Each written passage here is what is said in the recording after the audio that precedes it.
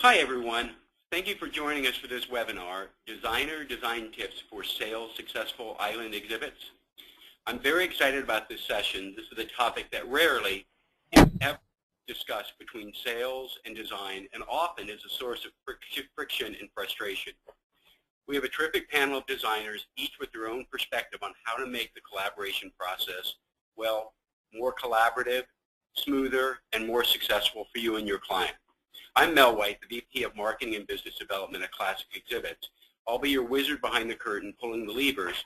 Please note that your microphones are muted in order to minimize ambient noise, but we want your questions. You can submit them during the session in the questions panel, which is over on the right of your screen. We will answer them at the end and then turn on your microphones for additional questions at that point. Let us know if your question is for a specific designer or for the group. On behalf of the entire Classic Exhibits team, thank you for your time, and we hope you enjoy the webinar. All right. Our presenters today are Mike Swartout. He's the Design Director at Classic Exhibits. Michael McCord, he's the VP of Design and Fabrication at Ecosystem Sustainable Exhibits. Greg Garrett, the owner of Garrett Design. Katina Rigall, she's the designer at Classic Exhibits. And finally, Erik Frost, who's the owner of Goro Design. Our first designer today, presenter, is Mike Swartout. And let me give you a little brief bio on Mike, as I will on all of the presenters today. Mike actually started out his career on the rodeo circuit. He did not tell me whether he was wearing a suit or if he was actually riding an animal. So not sure where he was in the rodeo. He graduated from the Colorado Institute of Art.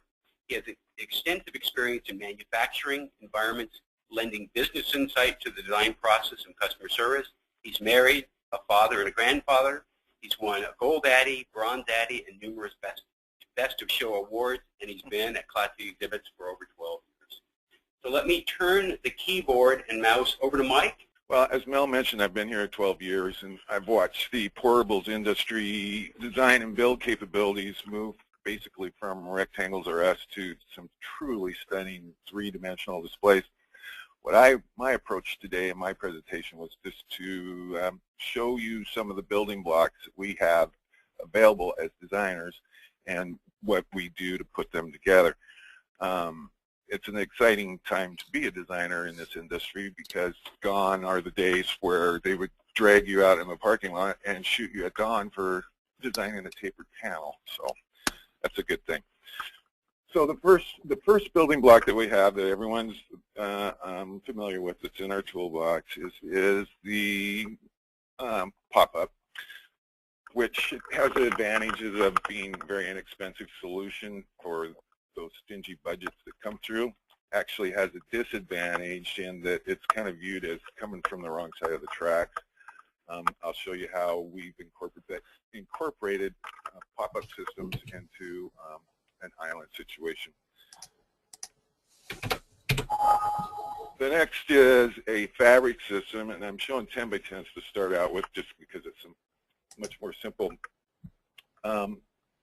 It is another less expensive solution for the tighter budgets. The panels swing 360 degrees. It can reconfigure quickly. Quite frankly, it's somewhat antiquated. And as I was going through my my archives, I couldn't find an island example for intro. So that's how old they are. However, there are some new things that can be done, especially with today's laser technology, so you can do extremely intricate inlays into a fabric system. The next system that we use, our next toolbox, would be what we brand named a Euro LT, and it's really been, over the years, the workhorse of systems that we use. In this case, they're interlocking panels, they're laminate. I have a tendency to call them hard panels because it just makes more sense to people.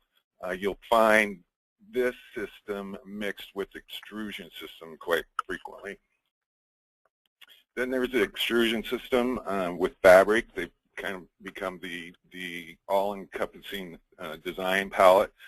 There's a tremendous amount of shapes we can come up using the metal, at least in Classic's case, because we can do CNC rolling, and we can do CNC cut-to-length milling and routers.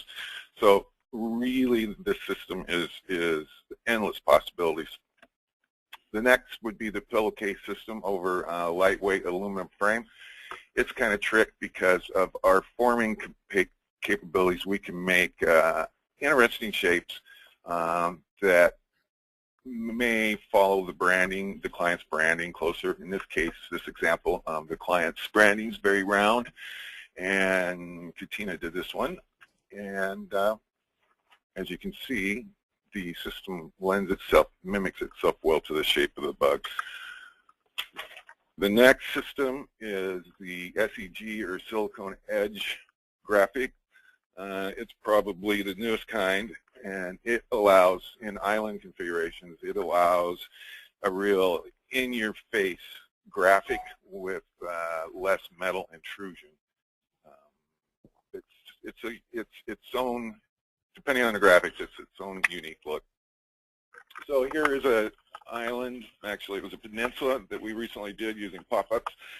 The client had absolutely not much of a budget, and he wanted to be able to Velcro on miles and miles and miles of graphics, and additionally it had to mimic a very, very, very expensive European design that the company owned.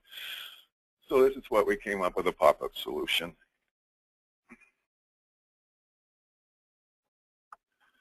This is the Euro LT system. This booth actually won a Best of Show for DARPA, which are the guys that make science fiction weapons and whatnot. All the panels that you see here, no matter their shape, and there's some non-standard shapes in here, they all interlock and they stack up. In the case of the front here, there was 3 plex panels high, and then 4 LT high panels that all went together and ultimately ended up looking like this, which this particular slide illustrates LED lighting, which when this was originally built was just kind of coming onto the exhibit industry, and now it's a very inexpensive mainstay to get really, really great effects in the property. And I think more people are recognizing the necessity of light and the fact that it's an easy way to get striking effects. This is the non-standard back wall of that particular booth, where it's got tapered curved panels. Once again, they interlock to each other. Everything packs in a jumbo tub and ships away. And this is a perfect case of the client prescribing to the "there's never too much stuff" theory and filling the booth up. And then this is an extrusion system. This particular one has scrim fabric on it. A key note about extrusion systems and where they come from is if your supplier has CNC rolling, in this case, every piece is going to be the same, so every piece is going to fit, so your setup time will be that much faster. Another example of an extrusion system, fabric, and some custom light boxes.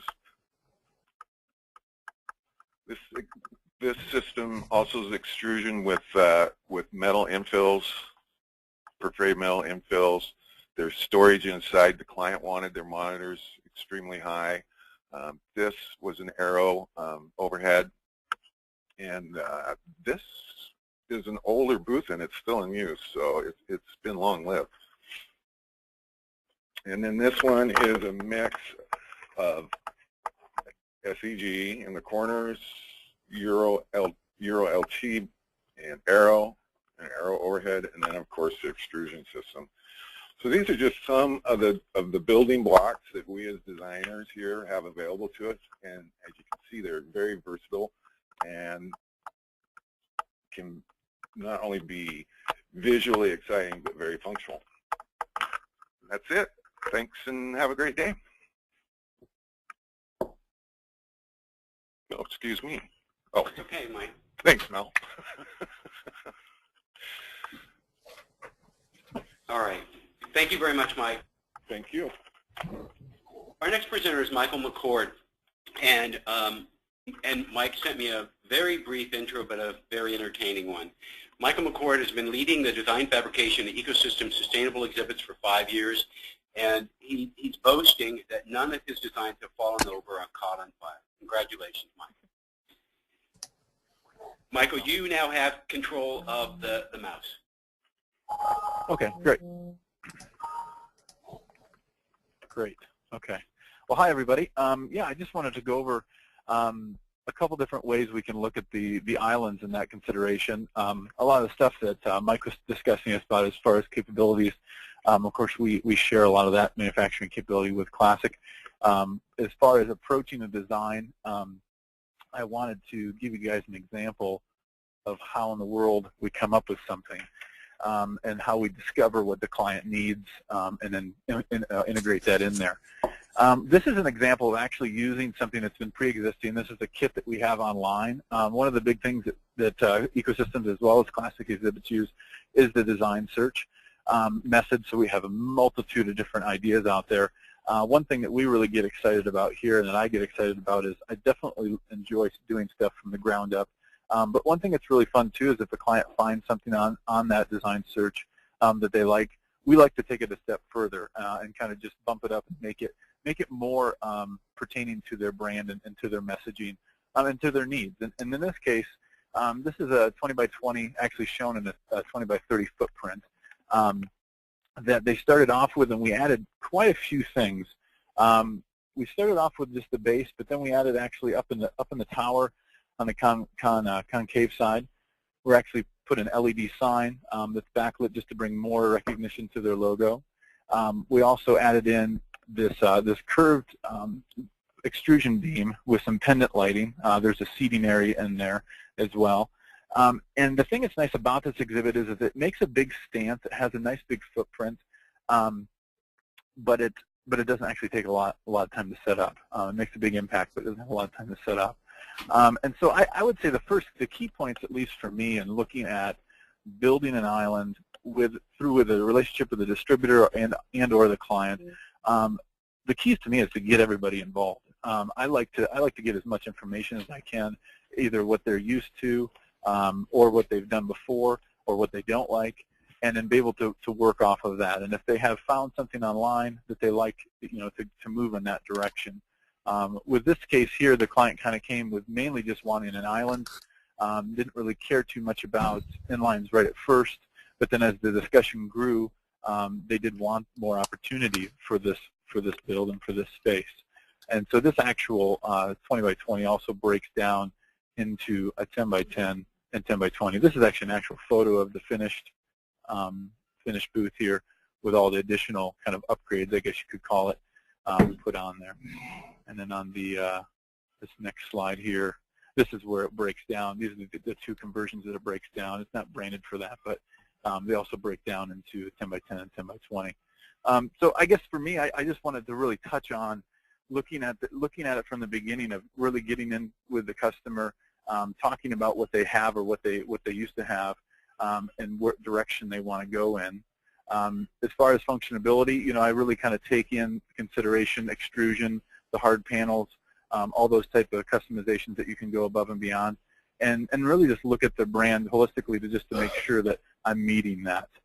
Everybody wants a booth to go up very quickly, come down very easily, and shipped as lightweight as possible. And to take all those things into consideration is very important as well. Another thing that I wanted to show you guys, and I think, Mel, you've got these next. Yeah. This is an example of a much larger exhibit. This is incorporating everything from hard panels to fabric structures, which are these overheads, of course, the hanging sign. The hanging sign is backlit or interior lit. Hard panels, fabric, everything you can possibly think of is within this one. Another thing I like to do is to get to know the client's branding and to be able to have that information, logos or even just brochures, those types of information, really helps in aiding to make sure that we stay on track with their image and with their look. I think the most important thing to me is to walk through an exhibit hall and be like, that screams that person's image, that screams that person's brand, and you're really walking into, you know, the city of that particular company. And I just wanted to show you an example here. There's a part of their logo, and we actually mimicked it with these fabric structures that are overhead, just to kind of mimic that out of their logo. To again, just tie all that together, but also bring a bit more of an organic feel. And I think that might be, yeah. So that goes back to that one. So overall, I guess my takeaway points, I would say, is discovery, discovery, discovery. Is we like to be able, as far as designers are concerned, is to know as much as we can, but also have that freedom to take that then and interpret it in the way that we kind of see the customer's website and all their other branding materials.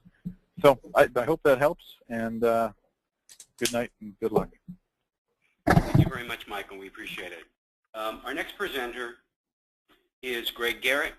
Greg Garrett specializes in the design of trade show environments and various other experiential spaces. His 20 years experience and background with systems and one-off designs make him versatile for all types of rental or custom design work.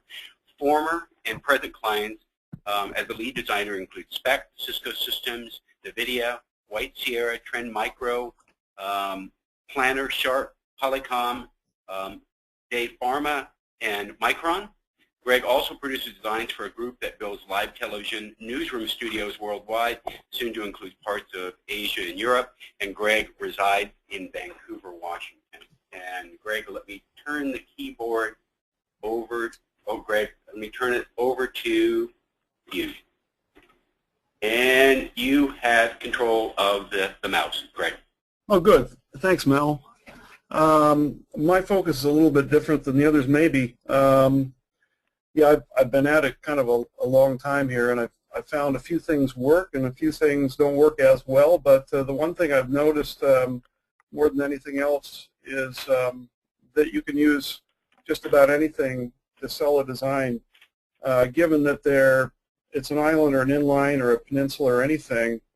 The people that I've worked with, we've sold anything from pencil sketches to full-blown amazing renderings, and you can sell them just about any way you want. But there are a few things that are constants and things that we absolutely need to start the design process. A lot of things with some inexperienced AEs and people that haven't been in the business for very long don't always know exactly what we need as designers to go through the process, and other people that are really experienced know right off the bat what we need and give it to us. That can make a huge difference in how successful we are and what approach we take.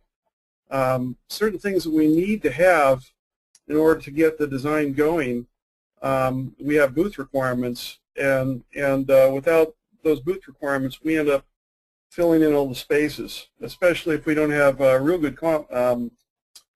good communication always with the AE. Then we have to fill in the spaces and make up what we don't. We can generally, a good designer can design anything that's pretty amazing, whether or not it meets the specifications and needs of the client.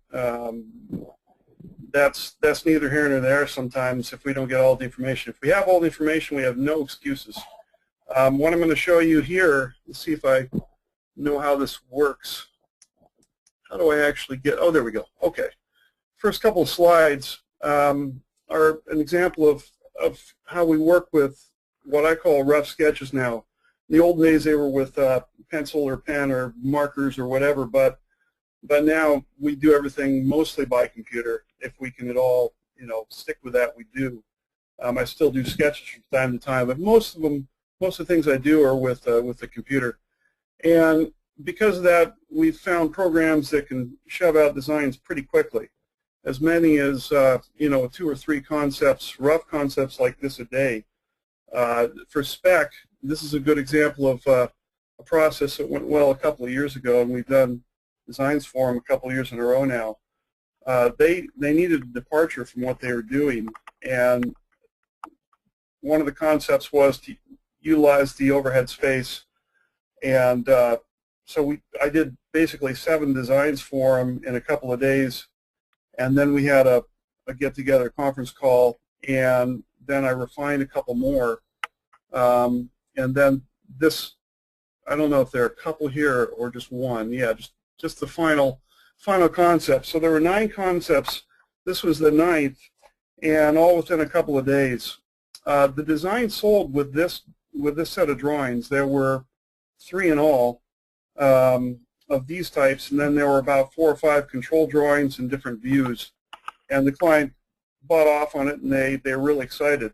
All with line drawings, no color. The next one, Espresso Fitness, was done very similarly. It was done with roughs, and they were all line drawings. In this case, I took one design and had to break it out in, I think, about 6 different scenarios.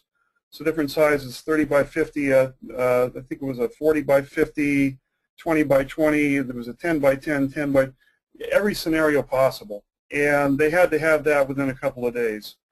So I got them the roughs and line versions, and they liked what they saw, so I developed the next way, and that was with a little bit of color in their logo so they could see what was going on. This thing sold pretty much right away. I mean, the idea of it sold, and they eliminated everyone else just off these types of drawings. It was a good feeling for me because I knew I'd found a good way to design fairly quickly and not have to spend a lot of hours to get where we needed to get and actually sell the project. Here's another recent one with Polycon. There were 5 different designs that were designed without any logos, but just shapes and forms and architecture. And out of those 4 or 5 designs, then they picked 3 of them, and I developed those 3 to this level.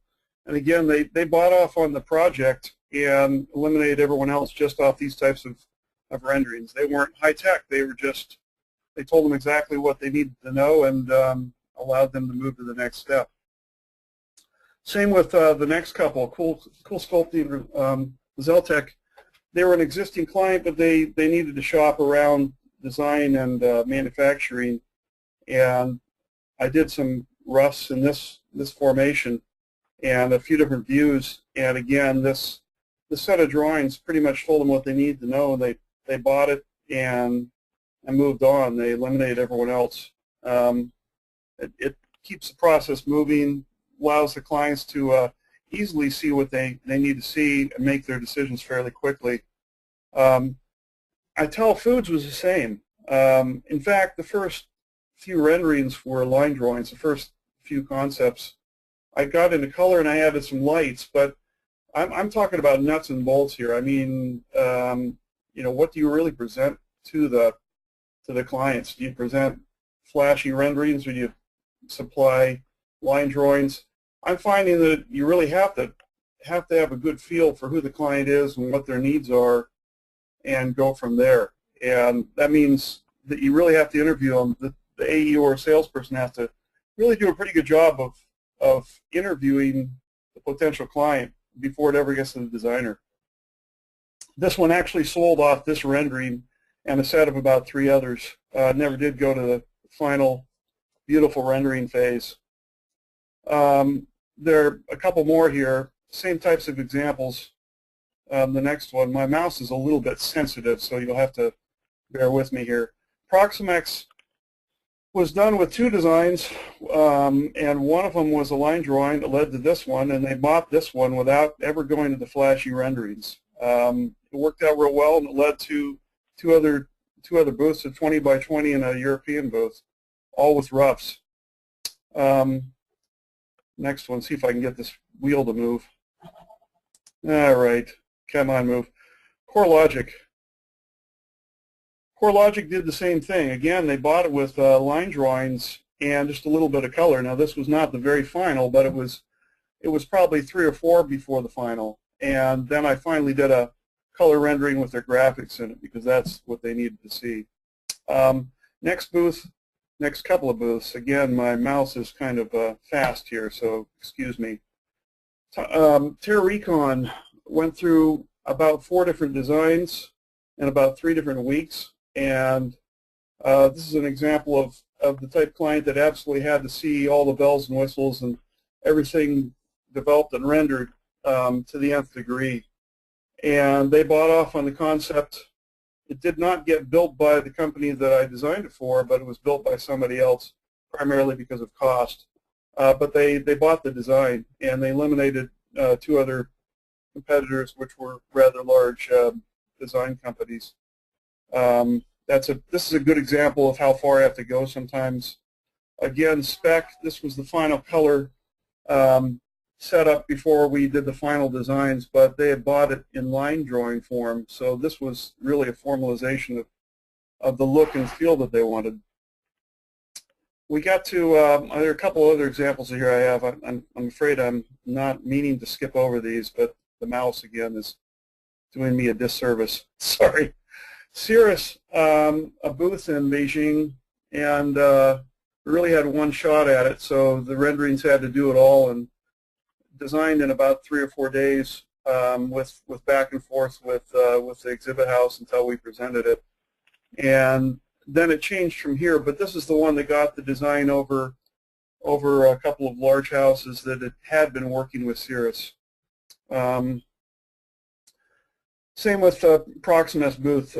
Proximex, the earlier drawing of the line drawings were what got that one, but this one actually had to be full-blown renderings, and there were more companies vying for this project. So it had to happen with full-color renderings. TVU Networks, same with that. We never did team up with the client. They needed to see it. They needed to have it hit them in the face right away with a beautiful design that they knew would hit their emotions. Penumbra, the booth concept, and the client was bought with this, sold with this, I should say. The exhibit company got it with this rendering, but it got developed. We never did any roughs. This was the first stretch, and they were excited by it, so they moved on and eliminated everyone else. The same with these other ones. Planar with green space locally here. They were looking at 2 other companies, and they needed something that hit them right off the bat, and this one did. It's a pretty plain Jane booth that's brought alive with their monitors and the color in their graphics, and it's a very functional space. Then the last one I show here spurred on 2 or 3 other designs. NVIDIA, we had 2 other people we were competing with, and they eliminated the other 2 companies, and we developed the next concept after this, and then the next one after that, until they realized that their budget was being cut by 50%. So this one is still in limbo, probably will be for quite a while unless someone else runs with it. I guess what my point is on all this, each and every one of these were sold either with line drawings or full color renderings, and it was understood at the beginning the direction we were going to go. I teamed up with AEs and project managers, and we all decided how we were going to approach the companies with these and how we were going to present them, and took a methodical approach so that we sold it effectively. We didn't over-design something at the beginning. We didn't go too far. We were able to team up with the potential client at the very beginning in some cases, like in the line drawings. They had a part in it. They wanted to be participatory, and we wanted them to be whenever possible. So you have to be incredibly flexible and hit their emotions. And their emotions have to be hit with either line drawings or color drawings, whichever is decided upon. But as designers, what we need more than anything is we need all the information we could possibly get, all the important information at the very beginning, so there are no surprises. And we also have a good idea of what the process is going to be, so we have a good chance of getting the project. And not only getting the project, but getting the design that they want, and it's developed in the way they want, and it's something that we can, continue on with for more than just a year or 2. That's the essence of my presentation. Thank you very much, Greg. We appreciate that. Our next presenter is Katina Rigall. Katina is the newest designer to join the Classic team. She has an interior design background, and she also received her master's degree in exhibit design from FIT in New York in 2007. Since then, she's been working as a trade show exhibit designer, primarily working directly with clients to develop their custom exhibits. She's going to share with you her techniques for getting the client to buy into her design ideas. Let me turn this over to you, Katina. And it is, you have control. Okay, great. Can everyone hear me? Yep. Good. Okay. Well, I have probably a lot of similar things to say as some of the previous presenters. But I wanted to start out by just bringing up the topic of immersive brand experience. What we're trying to do with booths these days is create immersive brand experiences. You'll notice that a lot of commercials these days, even though it's a television commercial and you can't see and smell and hear, or you can hear, but you can't taste and touch things in your TV screen, a lot of television commercials are geared towards showing people who are experiencing something with their senses. You know, like the commercials where they're blindfolded and they're in a room and they're smelling something and they're like, oh, what is this? And it all relates back to a brand. And the brand is trying to sell their service based on making that more intense connection. When you involve more senses, it creates more of an intense connection and more of an intense experience for the people. So obviously at a trade show, we're all about promoting someone's brand. We're creating a big three-dimensional ad that someone's going to walk through. And the cool thing about trade shows is that you really can immerse people in them. You can use the ceiling, the floor, you can use all sides. And a lot of clients are getting more savvy to this. For instance, this client I was working with at the Cultured Pearl Association, it's an association. They don't sell pearls, but they're just trying to promote pearls in the United States. And so speaking with their representative, he told me, Katina, I want something that's going to draw people in, like lights on a runway that makes them feel like they're walking into an undersea adventure where you're walking into a shell or a pearl or something like this. So you can see very clearly that I've kind of got this pearl theme going on. You feel like you're walking into maybe a pearl or a shell. And in the next slide, you can see the finished booth, which after we went through some revisions, we were incorporating a lot of the senses, not just incorporating the ceiling, floor, walls, and everything, but you've got a bar, so you have beverages or foods. You've got taste involved. Even if it's not related to the pearls, you've still got more of a sensory experience that creates more of an impact. You've got a projection on the ceiling, so people are looking up, they're seeing, they're hearing, they're touching pearls, and people are walking around with pearls on, so it was a very encompassing experience. But I want to reiterate, I guess, some of the stuff that Greg in particular was talking about. Before you start a design, it's really the most important time to make sure that you're on the right track and that you're going to get to a booth that sells. So the first thing I do when I'm preparing for a meeting is if I have time, I like to visit their website and any visuals I can find. I want to look, see, these are a couple screenshots off of this company's website. It was an app that's used for dividing your personal cloud and your business cloud. And through the visuals, through just really immersing myself in that brand, through the visuals I could find online, I just started to visualize in my head what kind of booth can I design that is going to immediately communicate to people who are walking up to it that this is all about this particular app. And so you can see that the shapes that I used here are very indicative of the little app icons, and throughout the whole space, really, it's all about that look, and also to listen. So I'm looking at all those visuals before the meeting, and sometimes you don't get some of their visuals till you're actually in the meeting. Whenever possible, ask for pictures of their design aesthetic, things that they like, and that helps a lot because it will help you to design towards the right direction. I also like to listen, and that's very important because people will tell you what they want. If you listen carefully, you're going to have a very clear blueprint of what they want. Oftentimes, it breaks down into two different types of requirements I've noticed. First of all, physical requirements. You know, this particular client, they needed 10 workstations, which is a lot, but, you know, that's what they needed. So they needed 10 workstations and obviously signage and reception desk and things like that. But then there's also the psychological requirements. They want a certain type of feel. They want it to be high tech. They want it to be cutting edge. You know, there's usually a list of words. If they don't mention them to you in the meeting, I always ask, you know, what words do you use to describe the feeling of your company? What feeling do you want people to have about your company?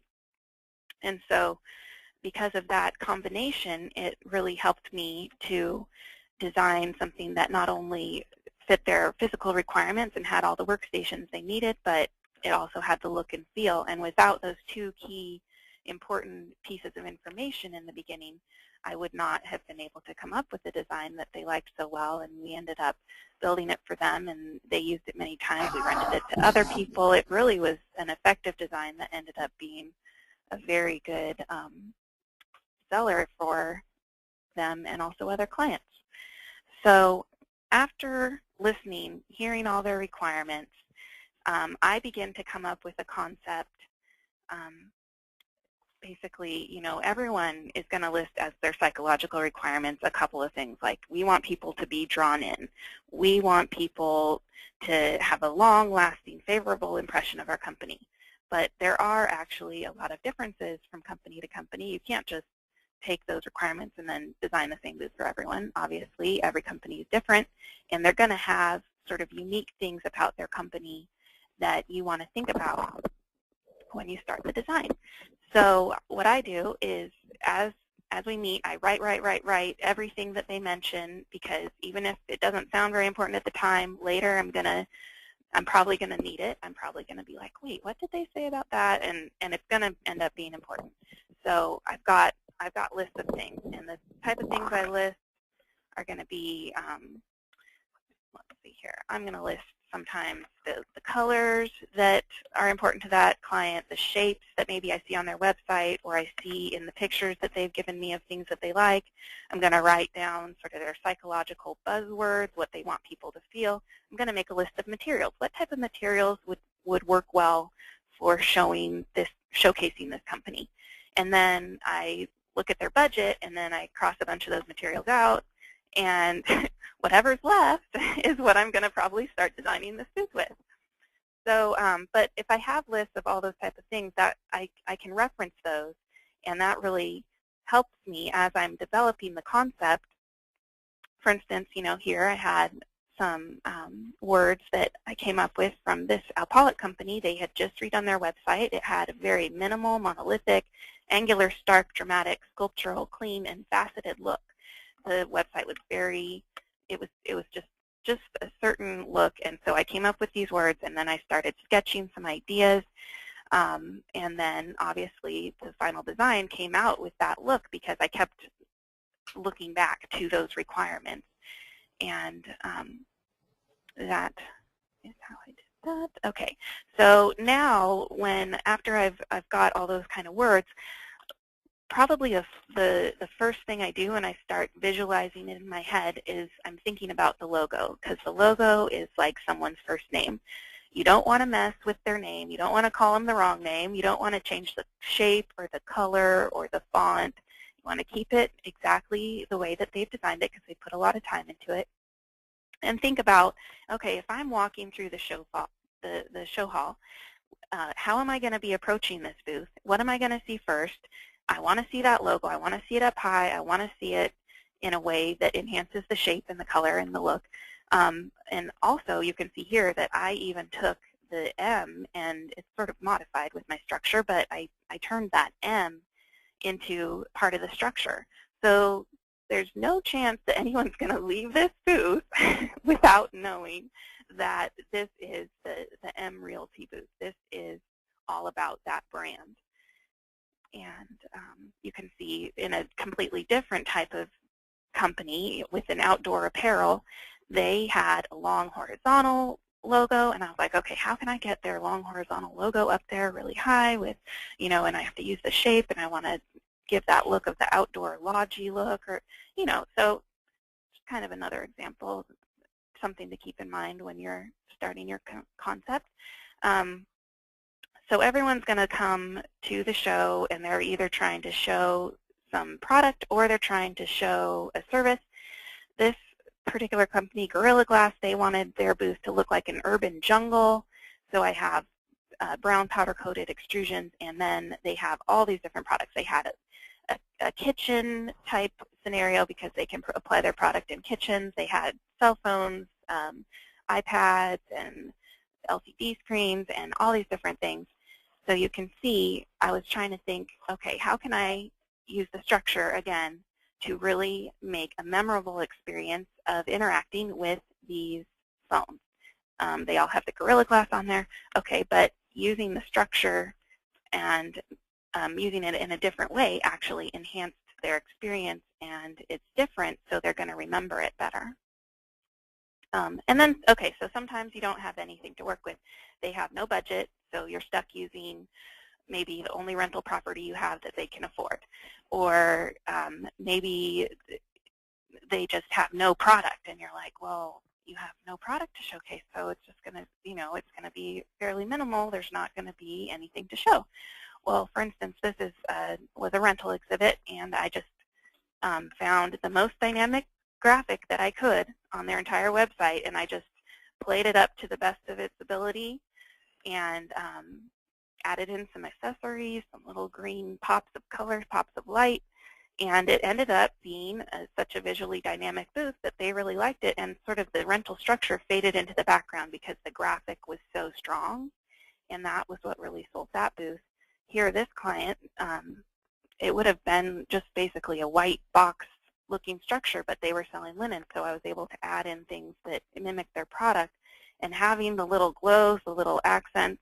I know that Greg is really good at doing these minimal line drawings and selling the people on that, but for me, it's almost like this structure was not super exciting without some of these details, and those details made it look realistic. It really gave the client a feeling of what their booth was going to look like, and they loved it. So that helped to sell that one. So in the end, it's basically all about you've come up with this amazing design that really fits their brand. It really showcases their work. It does all the things it needs to do. But unless you can really show it to people in a way that they get what you've done there, then it's not going to sell, obviously. So what I'm going to do is I'm going to try to show people in my presentation how I met their physical requirements and their psychological requirements. And two ways of doing it is with a bird's eye view or bringing them inside the experience. Bird's eye view is really good because it's kind of a dynamic view, and you can show them the traffic patterns. You can show them where you've stashed all their different products, and they're all very excited because, oh, you thought of that product, you thought of that product, oh, you remembered that product. It helps them to see how functional it is. And then the interior views, if you can do an animated walkthrough, that's always nice, but, you know, I can't do that. So I've got these interior views where I'm bringing people in, and they're looking at what they're going to be looking at inside the booth. So you see some functional stuff, but you also have the feeling of what it's like to have something over your head, on your sides, on the floor. And so it gives you that full immersive feeling that you're going to have when you are in that booth. And that is my presentation. Thank you very, very much, Katina. Sure. Our final presenter is Erik Frost. Erik is the president and principal of the Goro Design Group. Erik actually has a long history with classic exhibits, both working at Classic and as a resource for Classic. He worked with us on the development of systems such as Perfect 10, Magellan, and Sacagawea. And Erik has also worked with us as far as being a designer for many of our booths that we've had at Exhibitor. Erik is, some of the awards that Erik has won is that he got Best of Show for the Griffin Technologies 20x30 at CES in 2011, and he won a Silver Award for Mod for a 10x10 category for merchandising display for Konica Minolta about 3 years ago. So let me turn the mouse over to Erik. And Erik, it's all yours, my friend. Thank you, Mel. I appreciate that. Let's see if I can navigate through here. Okay.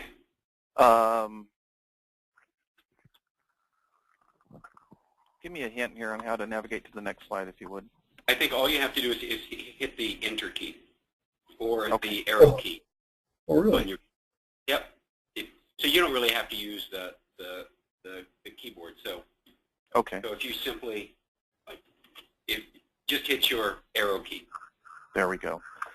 Okay. Okay. So what I'm going to talk about today is a little bit of how to understand the needs of a given client and design the space around the needs that they have. Excuse me, drop the phone there.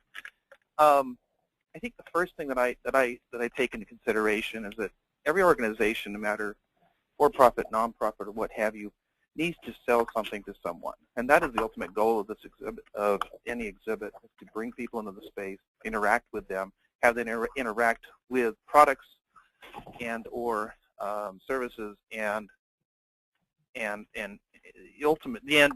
end goal is to have a successful outcome for any given exhibit here. I'm going to go through a couple of designs that I've done actually for Classic and a few outside of Classic. Several years ago, Classic contacted me to design a series of island designs, and what you see here is the first of 3 that I'm going to show you here today. This is the Novo Nordisk booth that I did for Classic, and one thing I like to take into consideration when I design is try to understand how people interact with their environment. You need to create a space physically, emotionally, organizationally to convey a marketing image. And in this particular example, you see that we have a number of workstation areas, a monitor for presentations and or product display, or excuse me, product videos, and although not shown in this particular rendering, a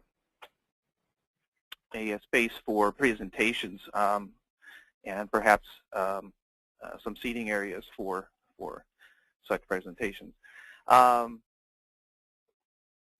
goal is to find alignment between the message that you're trying to convey and the constituency that you're of the booth. Excuse me, got a little lost there. With alignment between the messaging and the constituency, it gets easy to design. Excuse me.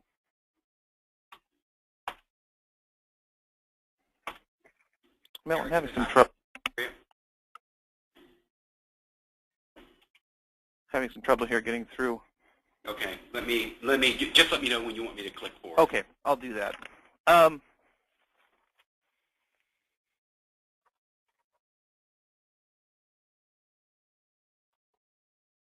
You want to distill the brand's marketing efforts so the user experience aligns with the brand experience.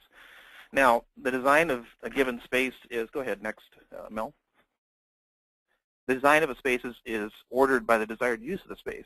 In the case of the Gensana booth here, the goal was to have a sequestered meeting space in the rear corner of the booth, and then open up the rest of the booth to product display, interactive kiosks, and actually create a nice flow through the space.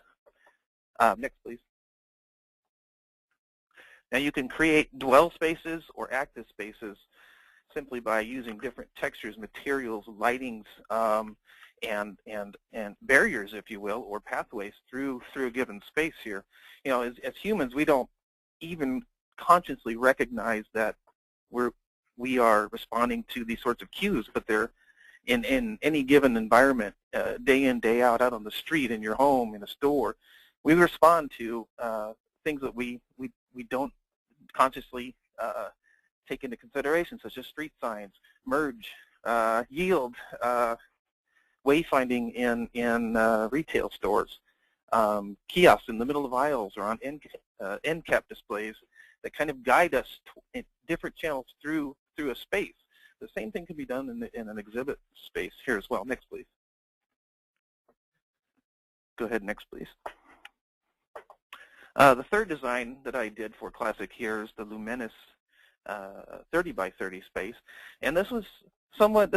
I consider design to be an iterative process, and no design gets done by one person. It has to involve all of the stakeholders in the project. So I take great pains to have lengthy conversations with end users or distributors and try to suss out all the details I can before proceeding into a design, much like Katina referred to earlier.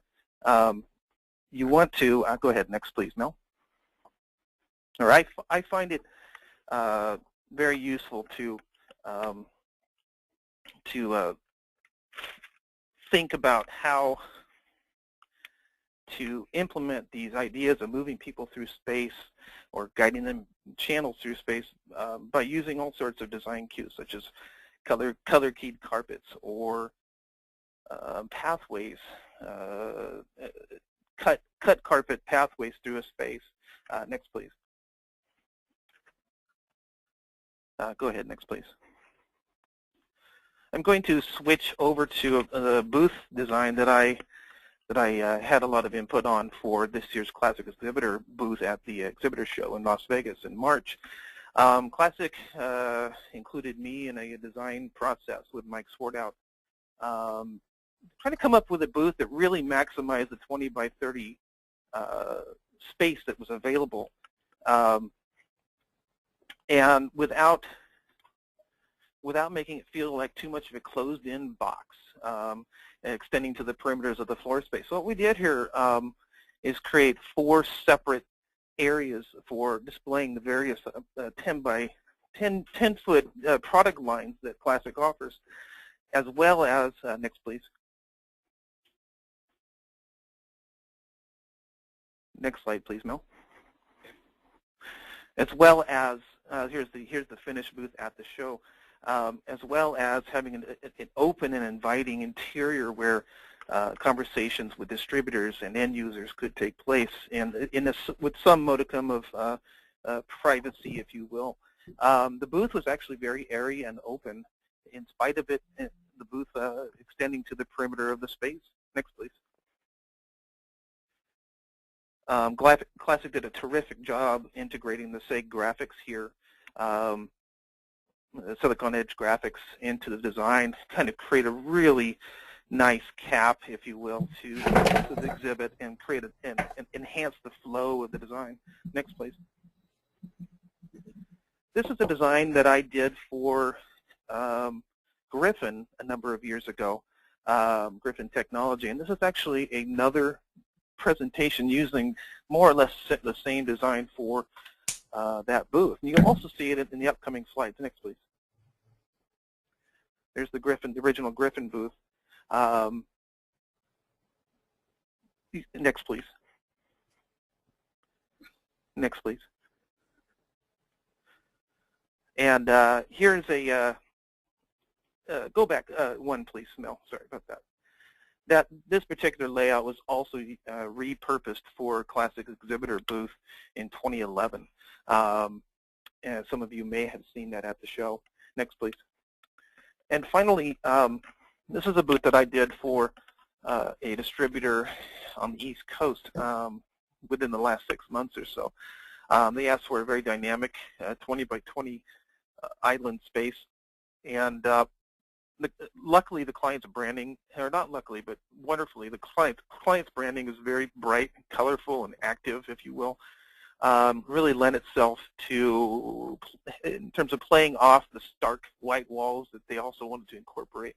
Next, please. Can we go to the next one? Yes. Here's a shot of the interior, and apparently they're giving away cash here, so it was a very popular booth. Next slide, please. And that wraps up my presentation for now. I appreciate your time, and thank you for listening. Okay. I have a couple questions here.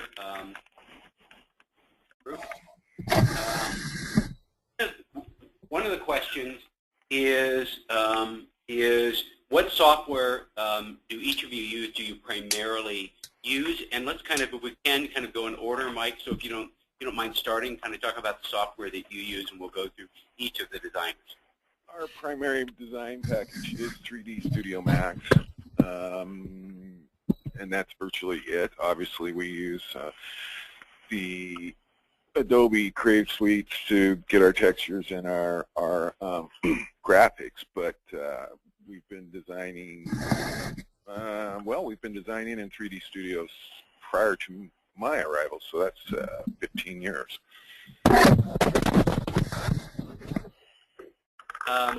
Michael, how about you? We use actually Autodesk as well. We use AutoCAD, standard 3D, and alongside of Inventor for a lot of our detailing and textures, as well as Adobe as well. Greg? Primarily 3D Studio Max. I use Illustrate by Digimation for line drawing, and I finish a lot of stuff off with Photoshop, but I've used other various things, but those are the ones that I gravitate towards. Katina, how about you, not only in your work here, but in your work at previous houses? Yeah, so here we use 3D Studio Max, like Mike said. Previously, I used a sort of obscure program called MicroStation, which is more for civil engineers, I think, but it had a rendering package. So a lot of the visuals I showed in my presentation were done with MicroStation. And Erik?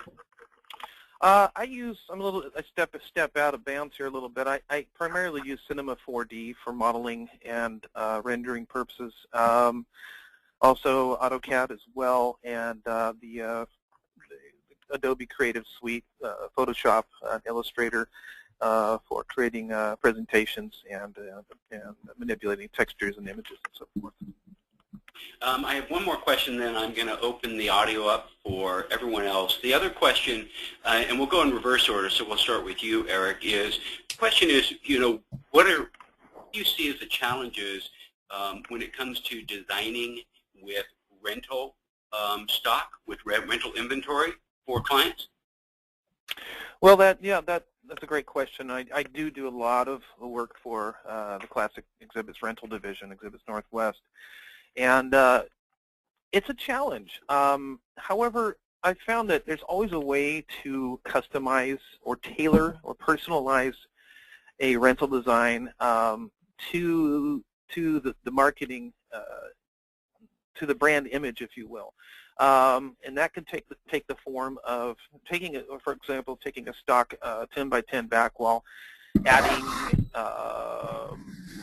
shelves, unique shelves, or storage that not present in the kit form as it stands, manipulating headers or canopies, creating new ones, if you will, if the budget allows, to really add that personal touch to any given design. And typically, I would say, on balance, about 20% of the rental kits that are sold, or rented, I should say, maintain that kit status, if you will. But the remainder, the 80%, are always customized or tailored for a given client or end user. All right, thanks, Erik. Katina? Yeah, like I said in my presentation, I really utilize graphics as much as possible because I feel like the structure sort of fades into the background if you have a really dynamic looking graphic, and the color and the graphic is such a strong first impression. A lot of times people will see that and they don't even see anything else. If you have a little bit of budget, like Eric said, it's good to do some sort of detailed with some custom shelves or something if possible. That's always good too. But I mean, I think that for me, by far, the biggest impact is the graphic. All right. Katina, Greg? Yeah, I'd say all of the above. I mean, I tend to use graphics, but also tension fabric, of course, has been around for quite a while, and it's got to be pretty well perfected by a few companies, and it's a real nice touch. Aside from that, usually some custom elements, custom cabinets here and there. Furniture is a big one. Lighting is a big one for me. Flooring. I try to use the vertical surfaces so that you make a big impact visually from a distance. So sometimes overhead signage, kind of a combination of a few different things that people can use over again. And in some cases, companies can put in their inventory. I've got one cabinet, circular cabinet, that was used a couple of years ago, designed for one thing. Excuse me, and it was it's been utilized probably, I don't know, for 4 different booths, 6 or 7 different times, just repurposed. And I think they built a second version of it because it's been popular enough. That was added because it needed to be in one structure, and so I'd say cabinets, overhead, lighting, tension fabric, you know, splashy graphics, flooring. All right. Thanks, Greg. Michael? Yeah, I mean, I think it's easy to say all the above, but I think the things that I definitely focus on is trying to find elements within the design that can be enhanced with other features. If it's a product that they're selling, or if it is graphics, making sure that those are being the forefront, so that the structure becomes less of maybe the focus. But I think the other side of it too is to add custom elements that not only speak to that brand, but also a little bit more universal, like Greg was saying, something that can be used in multiple different ways, but does have a presence of its own, and either the client can purchase that or maybe even go back into a rental stock. All right. Mike? Everybody's touched on it quite well. I add the jewelry, whatever jewelry I can. I'm a huge proponent in adding for rentals custom fabric shapes. I think you can do tremendous transformations visually for not very much money. But what everybody else has said is great suggestion. The structure is what the structure is, but you start adding jewelry and a facade on it, and the structure goes away, and we end up with a space, 3D space that works for the client. All right.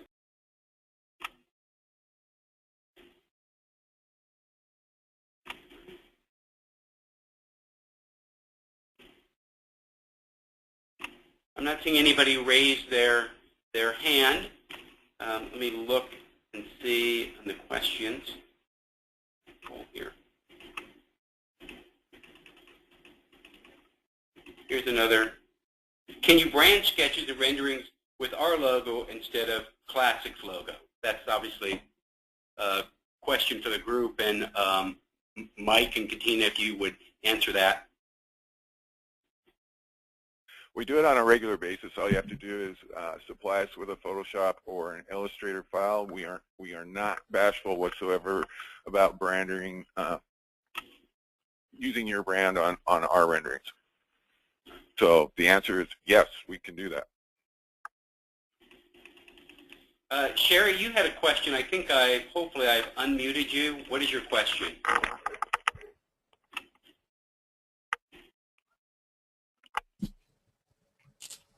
And unfortunately, Sherry's gone, I think, away. Sherry, are you still there?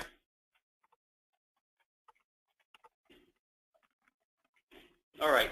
We don't have any more questions. I want to thank all of you for participating in this webinar, and certainly thank all the designers. Very grateful for your time that you've put into this, pulling all your images together and the slides. This has been recorded, so we will post this here in the next week for anyone who wants to re-listen to it. I do want to remind the group that if you are interested, in about 15 minutes there will be another webinar. It's a more casual webinar called What's New in Design, People, and Trends.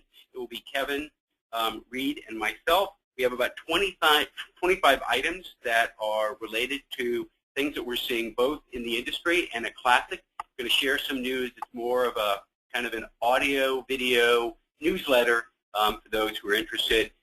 You can sign up at the link that you received from the e-broadcast earlier today. Once again, thank you everyone, and have a great day.